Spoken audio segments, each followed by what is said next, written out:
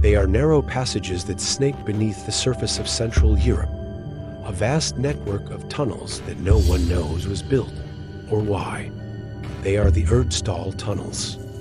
Hi, it's me and you're watching this channel. Join me today as we look at these mysterious tunnels that lie beneath the surface of Central Europe. In an area spanning from Switzerland to Austria, Germany, Poland, and the Czech Republic, there exists a labyrinth of tunnels that have left experts baffled. There are thousands of them, and each is about 1 meter wide and 2 meters tall, some going as far as 40 kilometers in length. And yet, despite their age, which we'll get to shortly, they still stand strong to this very day. But what's really fascinating is that nobody knows who built these tunnels or why. We do know if they were constructed by a single society or by many different groups over a large area. We also don't know what they were used for. What we do know is that these tunnels are thought to be around 1,000 years old, placing their construction somewhere between the 10th and 13th centuries. The regions where they can be found are primarily in Bavaria and Saxony, Thuringia and Austria, although similar structures have also been found in Poland and the Czech Republic. These man-made caverns are typically only just wide enough for a person to go through, with some even featuring low ceilings that force those traversing them to walk in a bent position. In places, the tunnels split into multiple directions, almost like a railway line with several tracks running parallel to each other. In other spots, they come together with others to form a kind of cross at the intersection. But why? It is this type of architectural feature that has led some to suggest that the tunnels could have been used for spiritual rituals, or perhaps as part of burial grounds.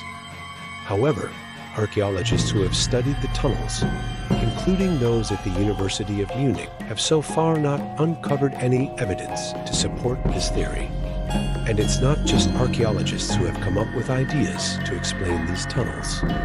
Historians, folklorists, and even geologists have all put forward suggestions, with one of the most popular being that they may have acted as hideouts for communities in times of conflict or war. This would certainly make sense, as in the past, a group of people could use the tunnels to escape to where villages were under attack. Also, given that some of the tunnels are over 40 kilometers long, it's likely that they would have acted as important trade routes, allowing people to move from one place to another without having to go above ground. But against this idea is the fact that the tunnels are incredibly narrow, meaning that it would have been difficult for people to move around in them, let alone transport goods.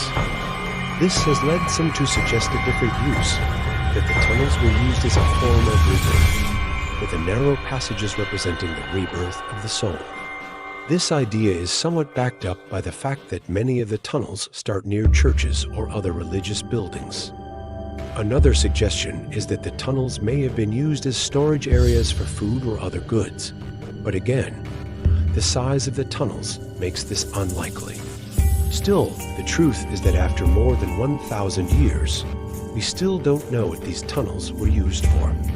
Archaeologists have been unable to date them with any greater accuracy than between the 10th and 13th centuries.